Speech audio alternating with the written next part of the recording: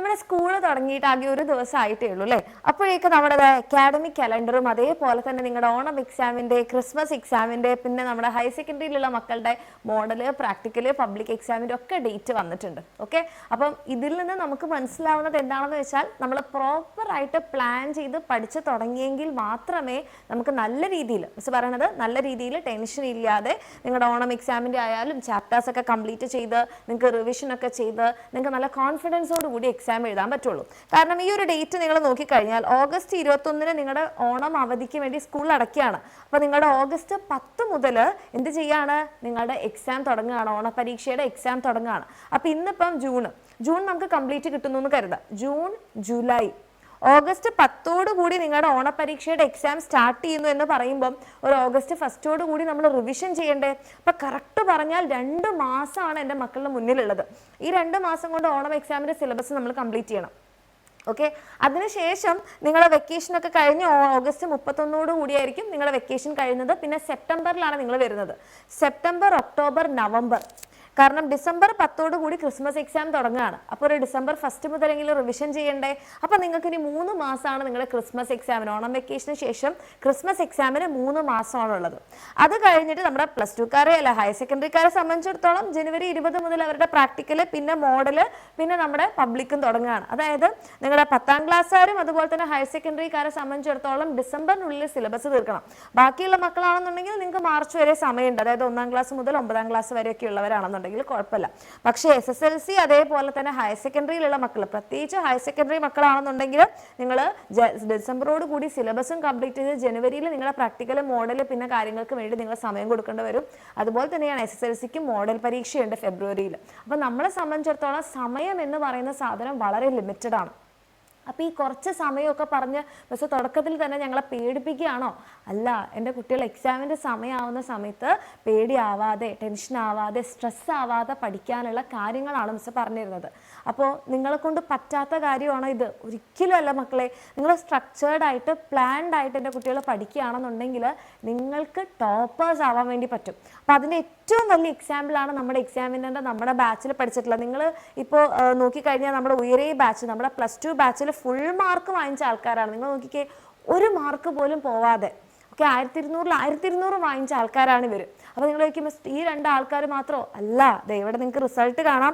1 mark മിസ്സായിട്ടുള്ള ആളുണ്ട്, 99.9%.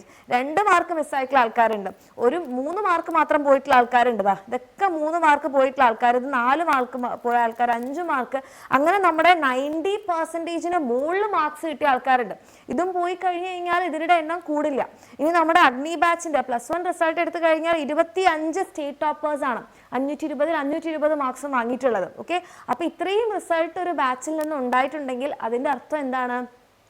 അവർക്ക് വേണ്ടിയിട്ടുള്ള കാര്യങ്ങൾ നമ്മൾ പ്രോപ്പറായിട്ട് ബാച്ചിൽ പ്രൊവൈഡ് ചെയ്തിട്ടുണ്ട്.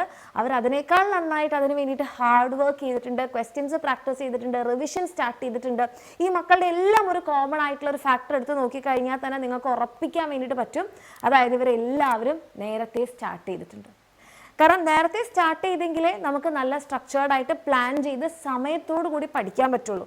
കാരണം നമ്മൾ എത്ര നന്നായിട്ട് പഠിക്കാൻ തയ്യാറായാലും, നമ്മൾ എന്തൊക്കെ ചെയ്യാൻ റെഡി ആയാലും, സമയമില്ലെങ്കിൽ നമുക്കിതൊന്നും ചെയ്യാൻ കഴിയില്ല അല്ലേ? മിസ് പറയുന്നതിൽ എന്തെങ്കിലും തെറ്റുണ്ടോ? സമയമില്ലെങ്കിൽ നമുക്കിതൊന്നും ചെയ്യാൻ പറ്റില്ല. അപ്പോൾ നിങ്ങളെല്ലാം കുഞ്ഞു മക്കളാണ് അല്ലേ? ഈ കുഞ്ഞു പ്രായത്തിൽ നിങ്ങൾ സ്ട്രെസ് എടുത്തോ, ടെൻഷൻ എടുത്തോ, പേടിച്ചോ ഒന്നും പഠിക്കേണ്ട ആവശ്യമില്ല. നിങ്ങൾ എൻജോയ് ചെയ്താണ് പഠിക്കേണ്ടത്. അങ്ങനെ എൻജോയ് ചെയ്ത് സ്ട്രക്ചേർഡ് ആയിട്ട് നിങ്ങൾക്ക് പഠിച്ചു കഴിഞ്ഞാൽ നിങ്ങൾ വിചാരിക്കുന്നതിനേക്കാൾ ടോപ്പ് മാർക്ക് നിങ്ങൾക്ക് വാങ്ങിക്കാൻ വേണ്ടിയിട്ട് പറ്റും. ഓക്കെ, അപ്പോൾ അതിന് നമ്മളിപ്പോൾ എന്താ ചെയ്യേണ്ടത്? നമ്മൾ എത്രയും പെട്ടെന്ന് പഠിച്ചു തുടങ്ങുക എന്നുള്ളതാണ്. ഓക്കെ, അപ്പോൾ അങ്ങനെ നേരത്തെ നമുക്കൊക്കെ പഠിച്ചു തുടങ്ങുന്ന സമയത്ത്, അത് നമ്മുടെ എക്സാമിനറുടെ കൂടെ ആണെങ്കിൽ നിങ്ങൾക്ക് ധൈര്യമായിട്ട് നമ്മുടെ ശക്തി ബാച്ചിൽ അഡ്മിഷൻ എടുക്കാം. ഓക്കെ, അപ്പോൾ നമ്മുടെ ബാച്ച് ഓൾറെഡി നമ്മൾ സ്റ്റാർട്ട് ചെയ്തിട്ടുണ്ട്, റെഡി. അപ്പോൾ അതിൻ്റെ അർത്ഥം എന്താ? നിങ്ങളുടെ ഫ്രണ്ട്സിൽ കുറേ പേര് ഓൾറെഡി പഠിച്ചു തുടങ്ങിയിട്ടുണ്ട്. അപ്പോൾ ഇത് ലേറ്റ് ആക്കി കഴിഞ്ഞാൽ ആരുടെ ടൈമാണ് നഷ്ടപ്പെട്ടുകൊണ്ടിരിക്കണേ? എൻ്റെ മക്കളുടെ ഓരോരുത്തരുടെ സമയമാണ്. ഇതുവരെ നിങ്ങൾ പഠിച്ചു തുടങ്ങിയിട്ടില്ലെങ്കിൽ മക്കളെ ഇനിയെങ്കിലും പഠിച്ചു തുടങ്ങുക.